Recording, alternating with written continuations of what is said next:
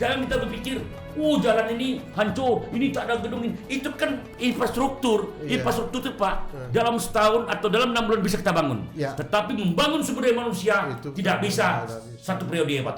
Tak bisa satu periode Pak. Dan itu tak terasa. Karena membangun sumber daya manusia itu ada pelatihan, ada pendidikan, ada tempat orang yang menerima pekerjaan. Nah ini kita harus mengerti. Ya, betul. Yes.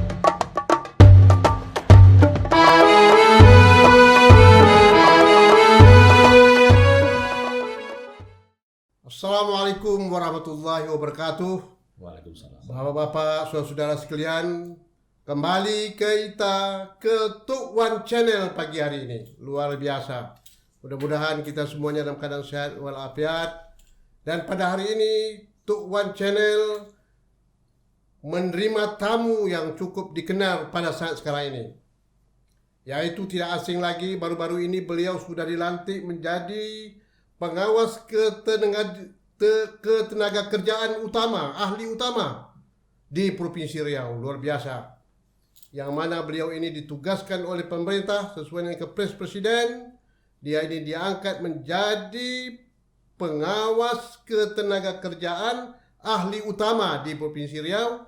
Dan juga sekaligus, kalau nggak salah saya, beliau juga sebagai PPNS, penyidik pegawai negeri sipil. Siapa lagi? Yaitu Pak John Enli.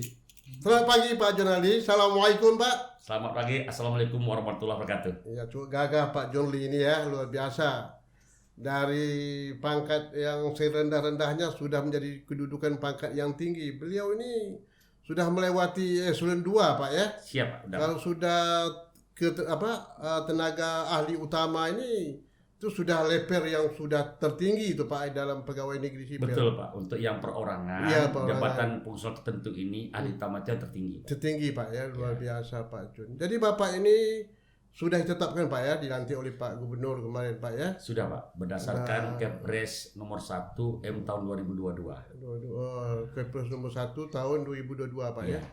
Iya, luar biasa Pak ya, Pak John Lee. Mudah-mudahan Bapak menjalankan tugas ini dengan sukses dan berhasil demi jaga nama baik yang baik untuk daerah Riau ini Pak ya. Siap Pak. Pada pagi hari ini Pak John Lee, terima kasih atas kehadiran Bapak pada kesempatan ini di Tuk Wan Channel ini. Dan ini merupakan media komunikasi dan informasi Pak terhadap perkembangan kemajuan daerah Riau ini. Pada pagi hari ini saya minta pada Bapak untuk menjelaskan Pak sejelas-jelasnya menyangkut fungsi dan tugas Bapak ini. Karena tugas Bapak ini sangat mulia. Memberikan edukasi, memberikan pendidikan, memberikan penyuluhan ya terhadap semua persoalan yang berkaitan tentang ketenagakerjaan. Apalagi di Riau ini Pak, luar biasa Pak.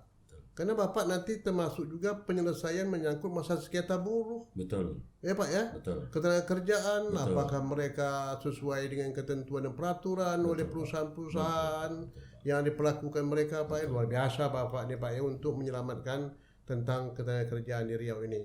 Oleh karena itu pada pagi hari ini silakan Bapak menjelaskan kepada kami.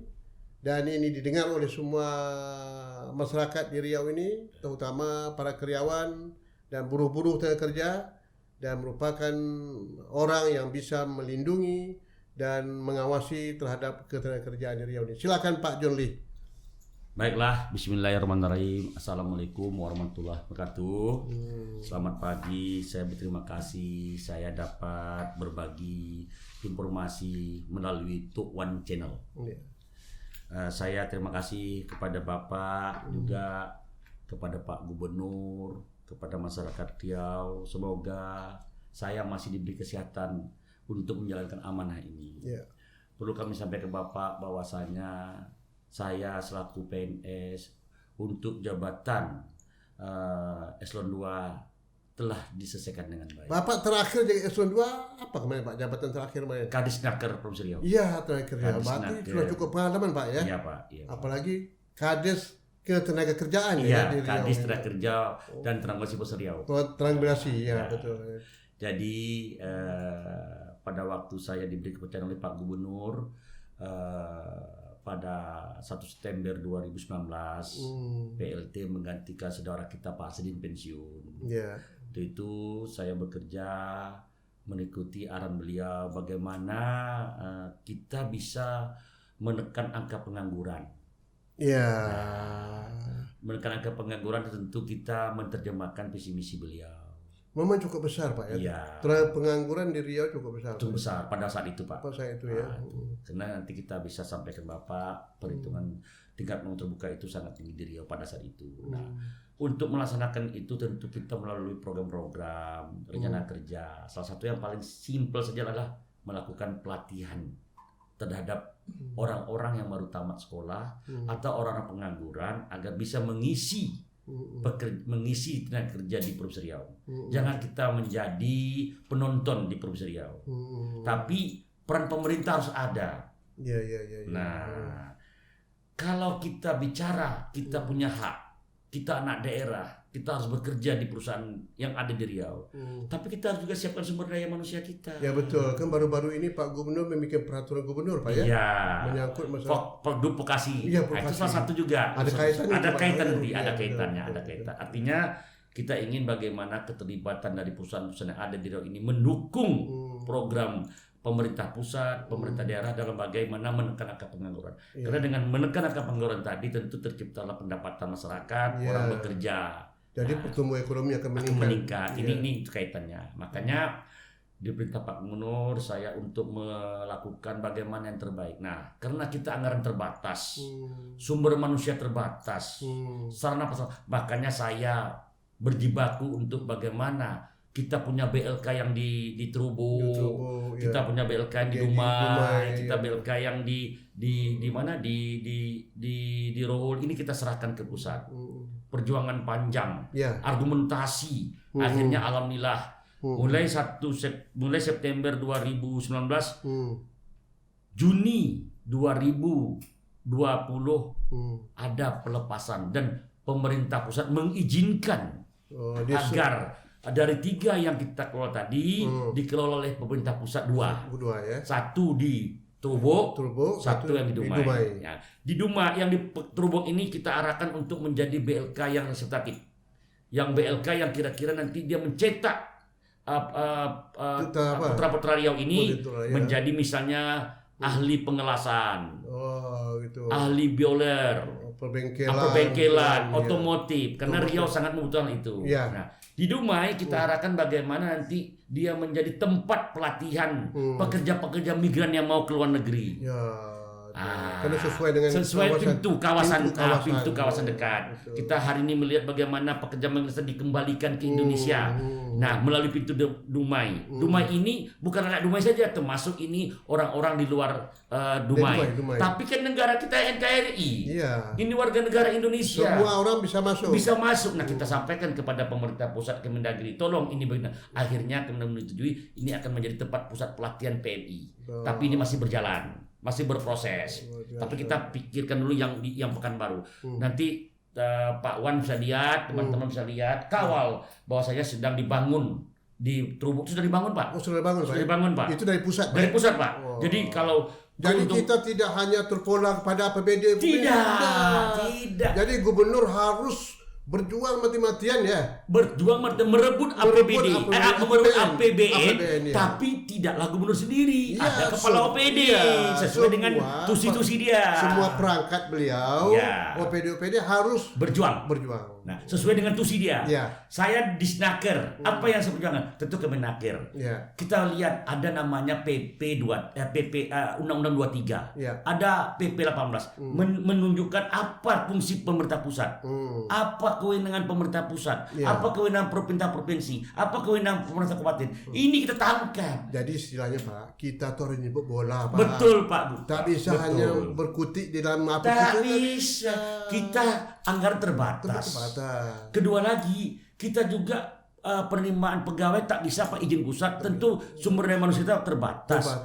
Sudah itu peralatan kita kalau membeli untuk melakukan pelatihan BLK itu Pak itu harus canggih-canggih. Sedangkan peralatan yang ada di BLK itu tahun 1983. Orang sudah digitalisasi. Kita masih manual. Sudah update ya Pak ya. Update. Nah, alhamdulillah direspon, ini berjalan. Kita menyerahkan.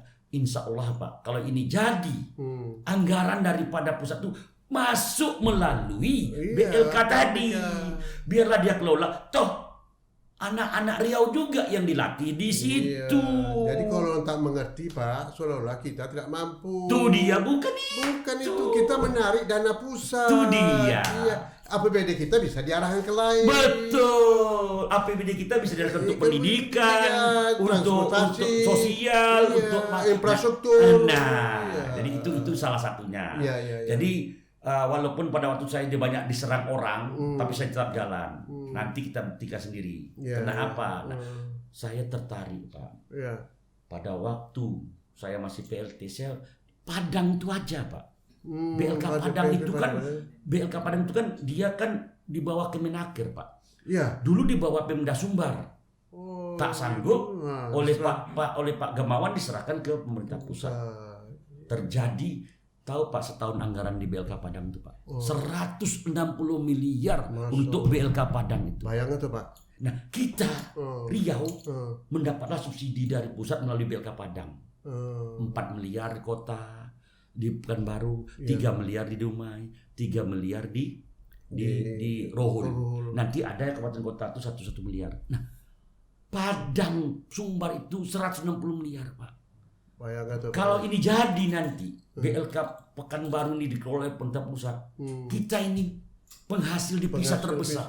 Tentu lebih yang kita inginkan daripada anggaran yang diberikan kepada Padang.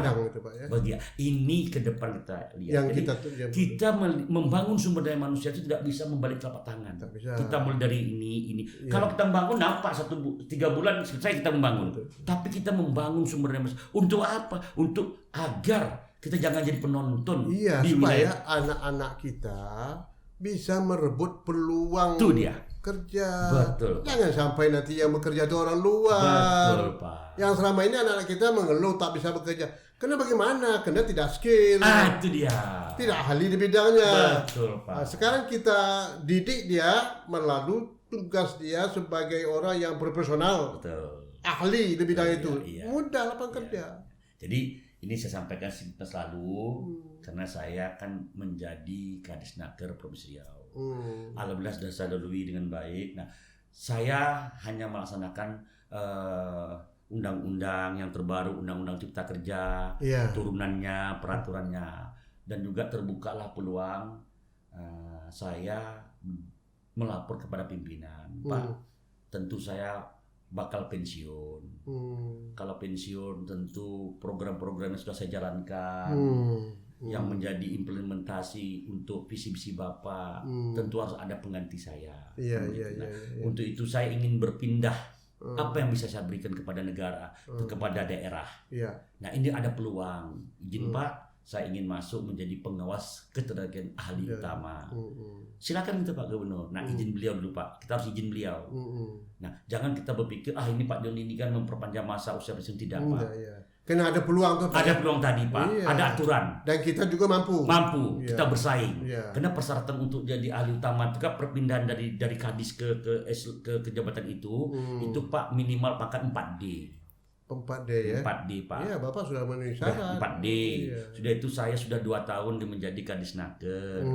Nah sudah itu saya juga melakukan uji kom.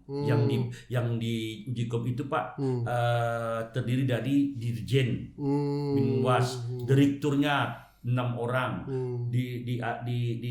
diawasi oleh 2 kepala biro, baik kepala biro kepegawaian maupun kepala biro humas, melihat benar tak apa yang saya sudah di uji kom ini dilalui. Sebelum uji kom wawancara itu tanggal 13 November itu saya Pak juga diuji secara portofolio. Nah itu Pak mulai dari September, Oktober, November. Nah keluarlah izin kompetensi saya itu untuk menjadi utama. Sudah itu kita sudah sebelumnya itu kita sudah juga melalui persetujuan teknis dari Kementerian. Indonesia baru salah satunya yang provinsi yang diizinkan untuk membuka jabatan tadi. Jabatan. Nah, akhirnya proses saya ajukan ke Seknek melalui BKD. Alhamdulillah dengan Allah membantu saya. Mungkin saya ingin berjuang untuk bagaimana perlindungan tenaga kerja yang ada di Riau khususnya Pak ya. Umumnya Indonesia itu bisa dijamin oleh pemerintah. Jadi pemerintah itu tengah-tengah Pak. Bagaimana terjaminnya perlindungan tenaga kerja, bagaimana industri yang mempekerjakan ini tumbuh kembang. Jadi artinya antara industri, pengusaha terhadap tenaga kerjanya harus ada tengah-tengah pemerintah. Kita menjaga. Jadi pemerintah mengawal. Ya. Nah, dari segi apa? Dari segi ketenagakerjaan. Nah, terutama menyangkut masalah ketentuan dan peraturan. Itu dia, ditegakkan. Apa hak dia, apa kewajiban dia, apa hak pengusaha, apa hak kewajiban. Ini yang harus kita betul. Nah, disitulah mungkin saya usulkan akhirnya 12 Januari saya keluar SK. Saya lapor Pak Gubernur, oke, kita lantik Pak Joni cepat. Alhamdulillah. Nah, artinya sudah saya lalui itu. Nah, dengan saya menjadi utama nih memang mungkin itu ketentuannya menjadi 65 tahun pensiun. Nah, jadi saya masih bisa nambah, bisa meneruskan. Sekarang bertanya, apa sih tugas ahli utama itu? Nah, sebenarnya ini soal begini, Bapak satu-satunya kan? Baru pertama kali, Pak. Baru pertama kali. Nah, ini luar jadi biasa. di kementerian saja belum ada. Yang punya kementerian yang mengetes saya, yang menguji saya, Ibu Dirjen itu. Dengan direktur-direktur itu, ini baru orang pertama saya. Orang pertama Pak ya? Di seluruh Indonesia? Di seluruh Indonesia. Iya, mantap. Bapak bisa tanya kepada kepala se-Indonesia ini. Iya. Atau kalau ke dirjennya atau ke pusatnya. Saya lah orang pertama. Iya. Lalu?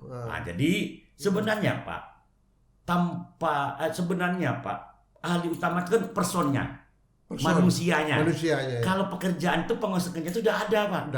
Ada penguasa kerjaan itu pertama, ada level muda, ada level media, ada level utama. Level media ada di provinsi Riau ada. Muda ada semua. Tugasnya adalah bagaimana mengawasi tentang hubungan industri ini dengan industrial ini antara pengusaha dengan pekerja ini betul-betul berjalan sesuai regulasinya. Apa itu? Ada hak pekerja, ada kewajiban pekerja, ada hak pengusaha, ada kewajiban pengusaha. Ini yang kita dudukkan. Contoh misalnya kita sebagai mediasi Pak ya. Kita sebagai tengah-tengah mediasi. Apabila salah satu melanggar. Nah, makanya Pak di dalam kita bekerja itu ada SOP. Nah, ada penilaian kinerja. Kalau namanya jabatan fungsional tertentu ini kan Pak itu melekat pada manusianya. Kalau struktural itu melekat pada lembaga. Nah, kalau Kadisnaker itu lembaga ya. Tapi kalau John Lee ahli utama, John Lee sendiri, kemanapun John Lee pergi ahli utama, nggak bisa diwakilkan ke orang. Tapi kalau Kadisnaker lembaga, kalau dia pergi ke Jakarta, ada orang yang menyelesaikan, ada gantinya pelaksana harian atau PLT. Tapi kalau John Lee tak bisa. Nggak bisa. Ahli utama. Sebagai ahli utama. Gitu juga kawan-kawan, pengawas media. Misalnya Badu, Ahmadiyah itu melekat sama dia. Tak bisa, Pak. John, izin Pak, saya mau cuti. Ahli media saya serahkan kepada si Amir, si Badu. Nggak bisa. Contoh saya John Lee, sekarang diangkat oleh pemerintah menjadi ahli utama. Saya mau cuti lah, saya serahkan kepada wakilkan saya. Nggak bisa Pak, karena kita diuji. Sudah melekat. Nah, itulah bedanya antara fungsional tertentu dengan kelembagaan. Makanya Pak, pemerintah pusat sekarang mengkampanyekan bahwasanya semua pegawai negeri ini ingin bagaimana dijadikan jabatan pusat tertentu. Sekarang kita Bapak tahu kan trennya sekarang kita ada penyetaraan kan banyak eselon 4 dihilangkan. Nah, ini pemerintah pelan-pelan. Kalau di pusat Pak nggak ada lagi eselon 4 eselon 3 Pak. Jadi menjadi fungsional. Jadi fungsional semua. Artinya nanti dia dinilai kemampuan dia, individu dia. Karena kalau individu ini Pak, fungsional itu melekat pada dia. Nah, hari ini saya berterima kasih. Ini angka kredit poin Pak. Satu dapat kredit poin saya ini. Misalnya berapa nilai saya. Saya jadi bekerja itu ada indikatornya. Ada Ada apanya lah? Ada nilainya. Ada tolak ukurnya. Ya? Tolak ukurnya. Nah, kalau struktural kan tidak. Ya, tidak. Tapi struktural itu menjembatani bagaimana outcome daripada apa yang dibuat rencana kerja itu keluarlah outcome-nya nama OPD. Kita tak OPD lagi, kita manusianya. Artinya itu, Cak. Itulah yang saya kerjakan. Apa itu simple saja, Pak. Misalnya jadi hak pekerja sama kewajiban pengusaha. Hak pekerja sama kewajiban pengusaha. Jadi satu apa itu misalnya untuk melaksanakan ibadah. Pekerja wajib, Pak, diberikan hak untuk melakukan ibadah. Haknya, Pak. Hak pekerja itu, Pak. Jadi kalau satu perusahaan itu ada tempat ibadah, tak ada tempat ibadah, harus diwajibkan kalau bisa buat musola. Iya, untuk kebutuhan daripada orang beribadah. Atau kalau tidak pun diberikan izin dia melakukan ibadah. Nah, itu hak dia. Apalagi hak dia. Hak untuk mendapat upah lembur. Nah, ini diatur upah dia sesuai dengan apa? UMP dan UMK. Ini diatur. Pengusaha menjadi kewajiban membayar, tetapi juga tak bisa sembarang upah. Ada aturannya. Untuk pekerja yang 1 tahun ke bawah, UMK, upah minimum kabupaten. Nah, misalnya di Pekanbaru 3 juta, ya tidak boleh di bawah 3 juta, Pak. Itu pelanggaran. Berarti pengusaha tidak melakukan kewajiban dia. Nah, ada hak pekerja. Dia apalagi hak lembur. Ada hitung-hitungannya. Nah, apalagi hak cuti. Hak perlindungan waktu kerja, waktu lembur. Hak untuk menjadi anggota serikat punya hak, Pak. Hak jaminan sosial. Dia diberikan semacam kepesertaan ke BPJS Ketenagakerjaan. Jaminan hari tua, jaminan pensiun, kesehatan, jaminan kematian, jaminan kecelakaan kerja. Itu hak dari pekerja. Jaminan sosial untuk kesehatan, didaftarkan di BPJS Kesehatan. Itu hak semua. Ada hak yang harus diselesaikan. Apalagi misalnya hak perlindungan keselamatan kerja. Misalnya ada pekerjaan di tempat-tempat rawan kecelakaan, diberikannya alat APD. Itu kewajiban pengusaha dan hak pekerja. Apalagi hak perlindungan terhadap perempuan dan anak. Kalau hak perempuan itu kalau perempuan dia melahirkan dicutikan, kalau dia masih menyusui ada tempat menyusui. Nah, ini semuanya. Dan anak-anak di bawah umur tidak boleh dilakukan pekerjaan. Betul. Nah, ini sudah mulai. Dan begitu juga perlakuan. Betul. Jangan perlakuan melanggar susila. Betul. Nah, ini juga. Jadi ini semua hak dan pekerja. Nanti baru kita tahu masuk pengawas itu di mana katakannya tadi. Dia itu hak perlindungan kepatuhan pihak yang tidak adil. Apabila ada pekerja di PHK, dia tidak adil diberikan kepada hak dia, itu kita masuk membantu. Ini aturannya. Jadi tak sembarang-sembarang. Nah, selanjutnya hak atas waktu yang telah disepakati. Misalnya sepakati gini, Pak, ada PP dan PKB. Kau bekerja sama saya, nanti kau dapat perumahan. Nah, itu sepakat. Nanti kau dapat misalnya fasilitas. Kalau seandainya ada perusahaan untung, dapatlah bonus. Itu sepakat namanya. Nah, itu jangan dilanggar. Nah, tunjangan hari keagamaan boleh juga terdapat. Jadi semuanya ini ada hak pekerja, ada kewajiban pengusaha. Nah, siapa yang di tengah-tengah menjaga? Inilah pengawas ketenagakerjaan. Jadi kalau ada perselisihan antara kerja dengan perusahaan, kewajiban pengawasan kerjaan untuk masuk ada 3, Pak. Tanpa ada laporan, pengawas boleh punya hak untuk datang ke perusahaan untuk melakukan pembinaan. Apa itu pembinaan? Apakah sesuai gajinya UMK? Apakah sudah melaksanakan semua regulasi yang saya sebutkan tadi? Itu namanya pembinaan. Kalau dia sudah dibina, sudah benar, tidak ada problem. Kita buat nota pemeriksaan. Artinya sudah clear. Tapi kalau dia belum, kita berikan. Perusahaan Anda ini rupanya belum tahu hak pekerja ini Anda belum laksanakan. Kalau Anda tidak laksanakan, Anda diancam pasal sekian, mungkin hukumannya ini. Nah, itu semua kita pembinaan. Nah, pembinaan. Kedua, apalagi tugas kita ada laporan kasus. Laporan kasus itu, Pak, apakah dari pekerjanya ataukah dari serikat pekerjanya? Menyatakan bahwasanya kami tidak dibayar upah lembur. Kami tidak didaftarkan BPJS Ketenagakerjaan. Nah, itu namanya laporan kasus. Nah, ini kita datangi. Artinya tujuan kita itu bagaimana akti yang sudah dilaporkan itu kita periksa betul. Nah, apalagi yang ketiga, apabila ada kecelakaan kerja. Kecelakaan ya. Kecelakaan kerja itu Pak tanpa ada laporan wajib kita langsung datangi. Iya. Namanya full bucket dulu. Iya. Kalau kematian full bucket tentu masuk ke kepolisian. Iya. Polis lain. Iya. Kita melihat kecelakaannya karena apa? Apakah human manusianya, errornya, ataukah peratannya, atau mungkin dia melanggar regulasi yang sudah diberikan di tempat-tempat bekerja, di tempat Sudah rawan. ada ketentuan. Nah ini kita lihat dulu, apakah dia sudah dijamin ke BPJS kerjaannya. Jadi kalau masuk pertama naker itu bisa dia dari pertama, muda, madya. Saya kan dah tinggi Pak. Tentu saya membackup atau melihat telah-telah yang dibuat orang ini. Itu tugas saya. Nah, saya juga bisa masuk. Namanya full bucket. Kita lihat.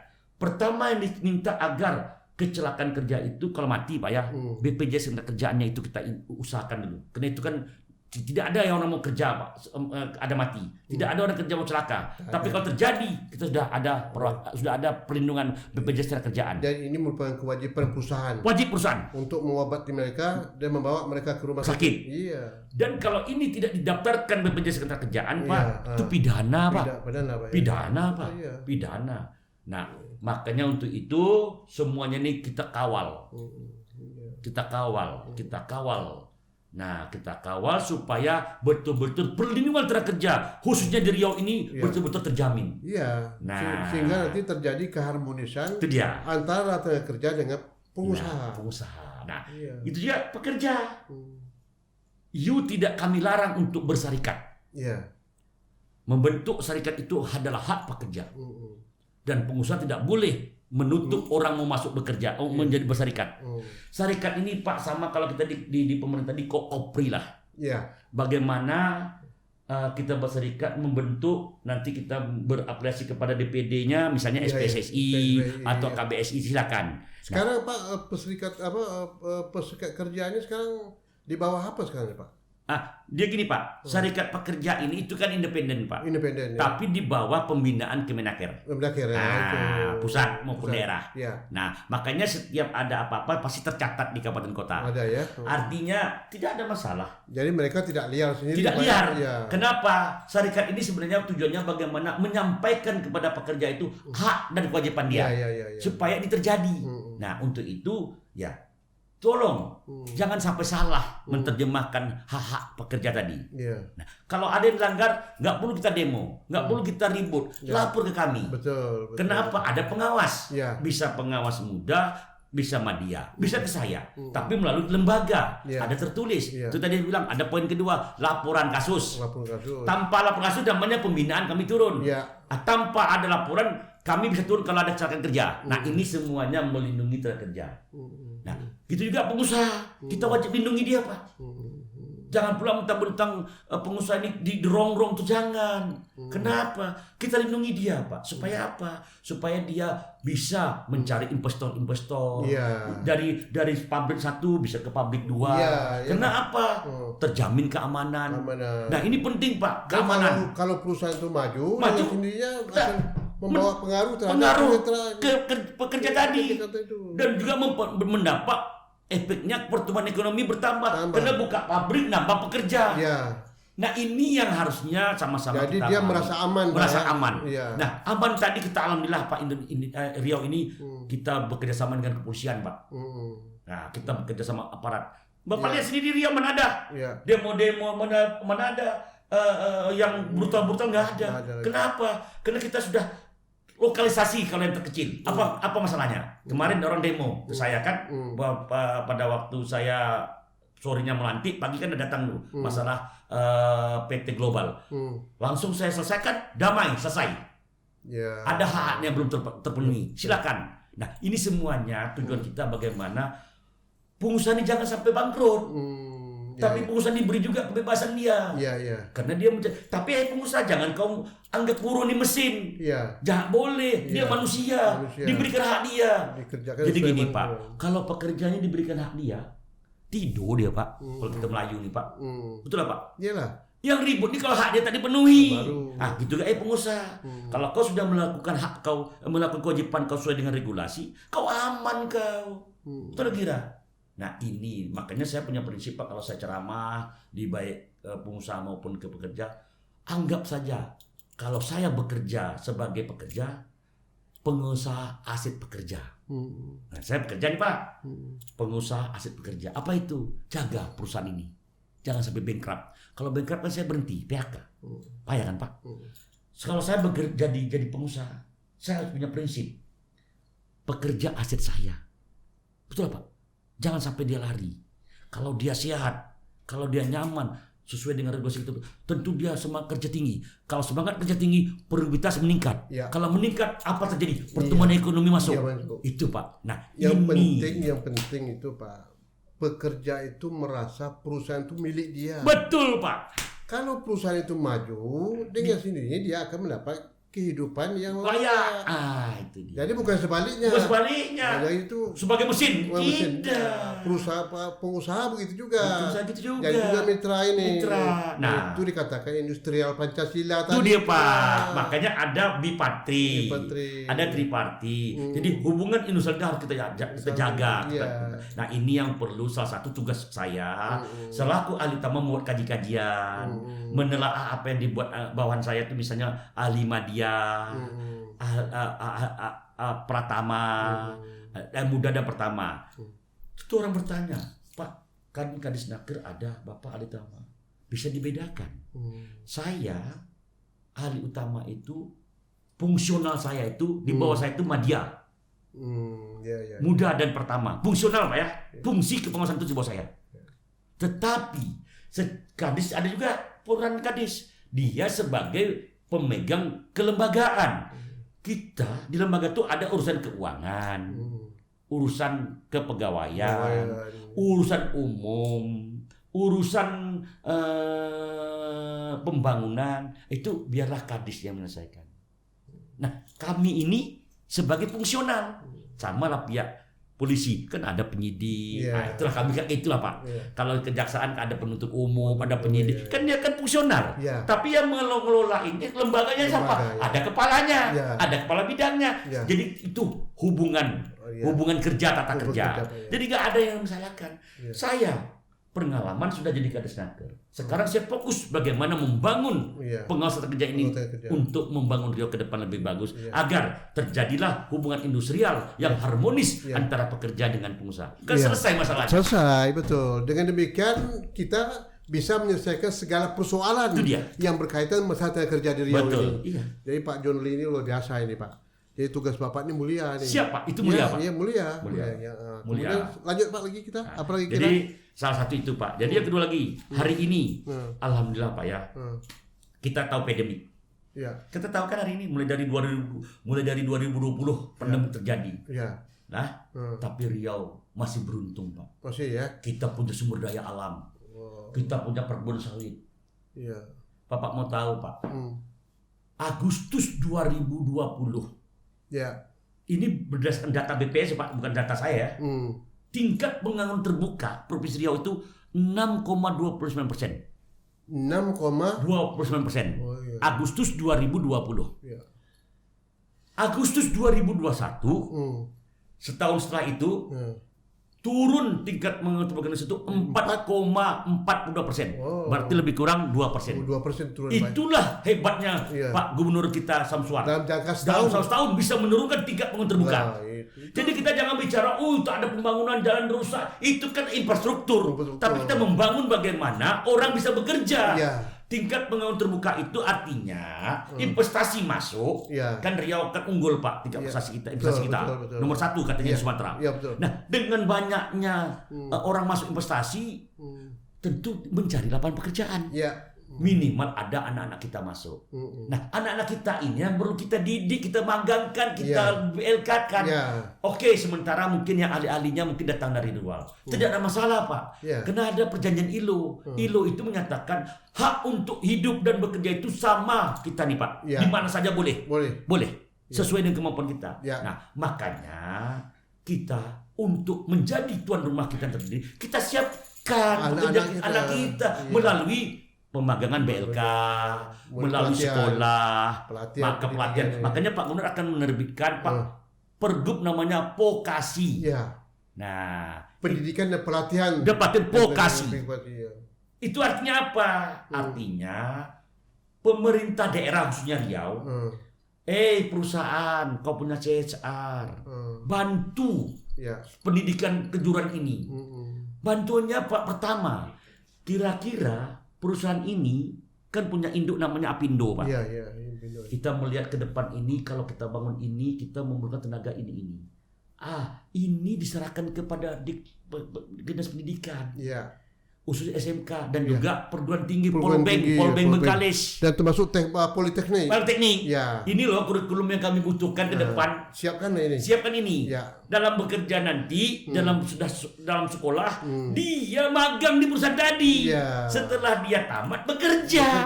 Ini harusnya terjadi mix antara dunia usaha industri dengan dunia pendidikan. Nah, kami di mana? Kami adalah bagaimana mengajak perusahaan ikut serta. Ya. Kami di mana? Di pelatihan tenaga kerja. Jadi artinya perusahaan-perusahaan yang ada Riau ini, apabila dia memerlukan tenaga kerja dalam bidang apapun, Iya. kita sediakan. Itu dia.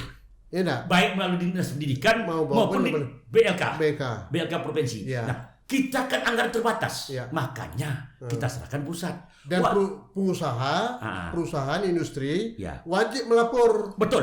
apa tenaga yang diperlukan. Itu namanya WLKP. Wajib lapor online, Pak. Online. Sudah ada, Pak. Ya, Makanya, Pak, kenapa Riau ini menjadi fokus? Ya, mungkin dapat izin pertama, Pak. Ya. Riau ini sudah terdata jumlah perusahaan WLKP itu ke pusat, Pak. Kan laporan online, Pak. Ya. Nggak ada laporan manual, nggak boleh. Ya. Nggak ada tuh perusahaan jumpa saya, nggak ada. Nggak ada. Melalui online semua ke pusat. Ya. Totalnya sudah 9.300 perusahaan.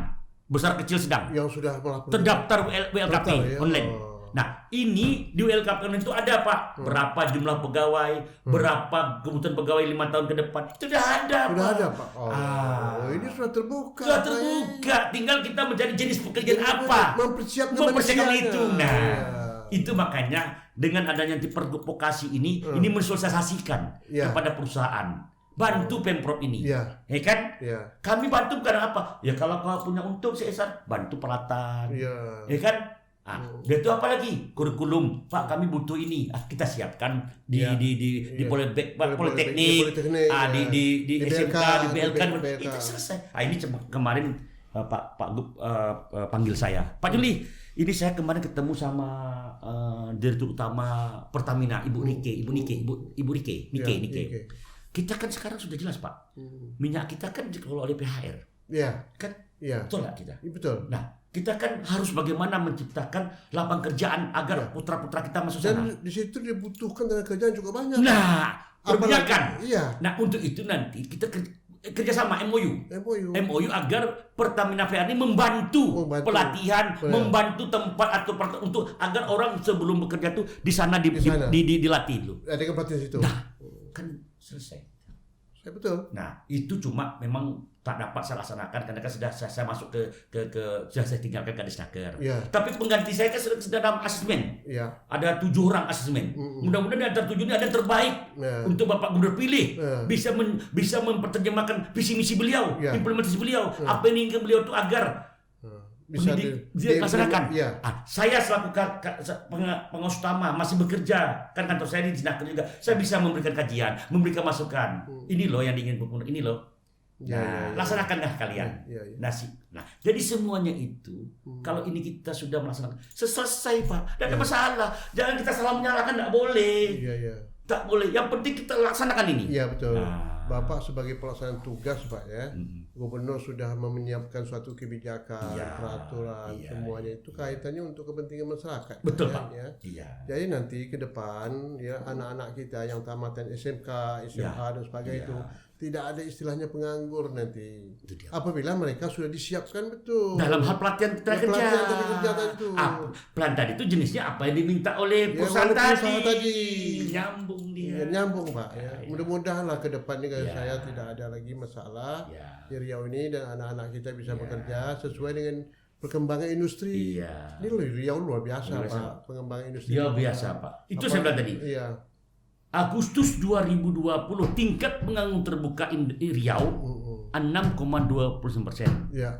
Agustus 2021 tingkat pengangguran Provinsi Riau 4,42%. Berarti 2% lebih, Pak. Begitu, Pak. Artinya karena apa? Riau aman kondusif. aparat kita aman mengamankan Riau. Dari segi alam. Dari segi alam kita sumber daya manusia, sumber alam kita banyak. Banyak ya. Lah, makanya kuranglah pengangguran kita. Ya. Nah, itu indikasi namanya. Ya, Pak. betul. Nah, kita itu kan ngomong Pak John tidak BPS. Kan sudah ada statistik. Itu dia. Statistik. Itu laporan statistik, Pak. Yang saya sampaikan tadi laporan statistik, Pak. Kan statistik kan membuka apa kan? Membuka diri untuk bertanya. Iya, bertanya. Dan ini Pak yang saya sampaikan tadi itu bukan dari saya, Pak, dari BPS. Iya, BPS Pak. Merilis tingkat pengangguran terbuka Agustus 2001 Provinsi Riau 4,42%. Ya. Yang tertinggi Pak di Kepri, Pak. Kepri, Pak ya. Hampir 10%. Karena dia kan banyak pendatang, Pak. Iya, betul. Kalau nasional Pak 6,4%.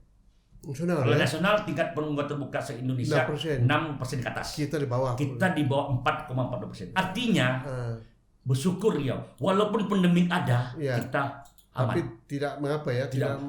Saya Pak, Riau mana ada PHK besar-besaran Pak? Nggak ada. Ya. Kalau PHK 1, 2, 3 biasa lah ya. Iya. Nah, tapi di Jawa Barat yang industrinya, Pak, banyak PHK gara-gara COVID, Pak. COVID ini Pak. Iya. Nah, kenapa Riau masih ekspor Iya. sawit? Bapak lihat sendiri kan sawit Iya, kita kan betul. harga nilai sawit kita Harga sawit tinggi. Sekarang, iya. kan? Kedua lagi, Hmm. kita punya kebun sawit yang luas Dari industri. dari balap. industri. Nah, apalagi keamanan aman, buruh tidak macam-macam.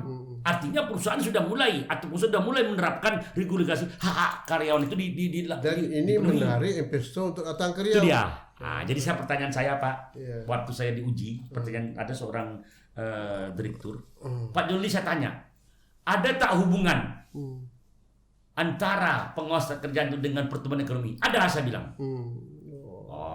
Di mana adanya? Itu tadi, kalau kita menjaga hubungan industrial, aman, pengusaha sudah memberikan hak kepada pekerja, pekerja sudah menerima hak dia dan produktivitas, tentu orang akan masuk investasi. Ya. Kalau kita berkacau balau, sering hari, tiap hari mogok, tiap ribut, lagi orang Pak. Iya. Tidak ada Pak. Contoh seperti di Batam. Banyak yang keluar. Nah, inilah Riau. Yang harus dijaga, Pak. Dijaga. Iya. Jadi jaga itu jangan hanya jaga pemerintah daerah, masyarakat juga, toko-toko. Kan? Iya, betul. Betul, Pak. Iya. Polisi sudah menjaga dengan baik. Gubernur sudah melaksanakan dengan baik. Kami sudah. Nah, toko-toko ini juga harus. Ya, kita harus akui kita tidak anti kritik, Pak. Ya, silakan kritik. Tapi kritik konstruktif. Nah, membangun dan juga harus menghargai apa yang sudah dicapai yang terbaik. Jangan kita berpikir, jalan ini hancur, ini tak ada gedung ini. Itu kan infrastruktur. Infrastruktur itu Pak, dalam setahun atau dalam 6 bulan bisa kita bangun. Tetapi membangun sumber daya manusia itu tidak bisa satu periode, Pak. Tak bisa satu periode, Pak. Dan itu tak terasa. Karena membangun sumber daya manusia itu ada pelatihan, ada pendidikan, ada tempat orang yang menerima pekerjaan. Nah, ini harus kita mengerti. Ya, betul. Jadi selamanya kebijakan Pak Gubernur sangat memberikan nilai plus sebetulnya. Cuma orang tak merasa. Ya, contoh misalnya kebijakan Gubernur terhadap menata tata niaga tanah sawit. Iya.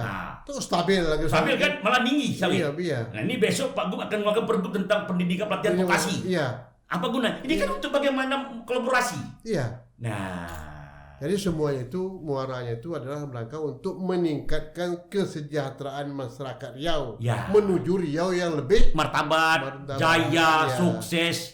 Nah, dan kedua, kita juga pemerintah daerah ini sudah ada rambu-rambu juga Pak. Ada kewenangan gubernur, ada kewenangan pusat. Kalau kewenangan pusat Pak tak bisa gubernur melaksanakan. Dan juga termasuk kabupaten kota Pak. Kabupaten juga. Jangan terpulang semua kali ke provinsi. Anda tak bisa. Kabupaten begitu juga. Ya, betul. Saya mengajak Pak, yang tusi saya ya, kabupaten mana yang belum punya BLK. Karena gini Pak, di PP 18 dan di Undang-Undang 23 itu ada kewenangan pusat.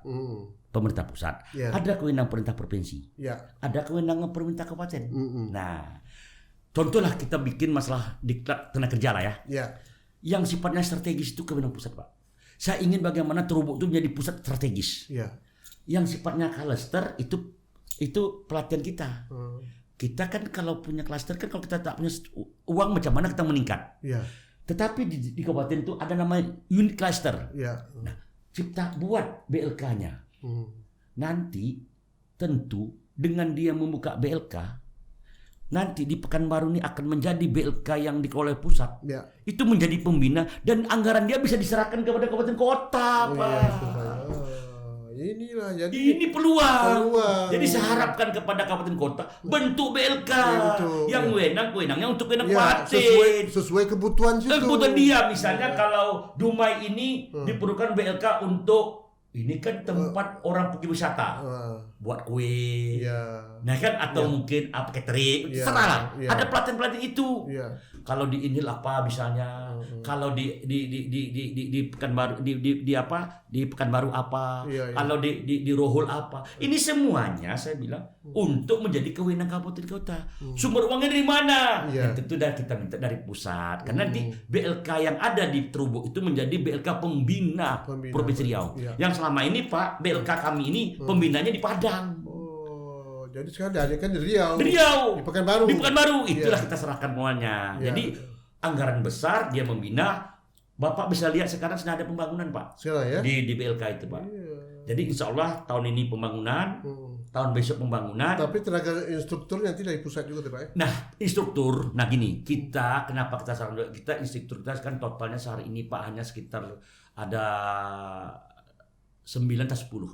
Oh, sedikit. Kan sedikit ya Pak. Sedikit ya. Asisten kita 35 lah gitu ya. Iya. Nah, oke. Nah, besok ini kalau sudah kewenangan pusat, pusat itu bisa mencari instruktur yang ada di perusahaan-perusahaan itu, Pak. Oh ya. Boleh, Pak, kan digaji. Ya. Atau mungkin dari pusat datang sendiri. Ya. Sesuai dengan sesuai Artinya dengan bisa direkrut nanti dari daerah ya, Pak ya? Iya, yang partisi. Dia Misalnya partisi, kalau ya. dia ahli perminyakan dari PHR. Dari BAR ya. Kalau dia mungkin ahli Ahli alat berat industri. dari RAPP, nggak ada masalah, masalah, Pak. Pak. Kan pelatihan itu kan memberikan teknis Iya. pelatihan. Pelatihan ya. Bu- Supaya dia ahli. ahli di bidang itu. Nah, misalnya dia teknisi boiler, bagaimana menjaga boiler, bagaimana gini, bagaimana gini. Kalau dia ahli, mau jadi operator alat berat, kan Bapak pernah lihat Pak di Ya. RAPP itu Pak ada jalan 90 kilo dari Mutong ke RAPP Iya, membawa PP. kayu, Ya. ya. Itu bannya Pak ban 100 Pak saya lihat Pak, Ya. ban 90.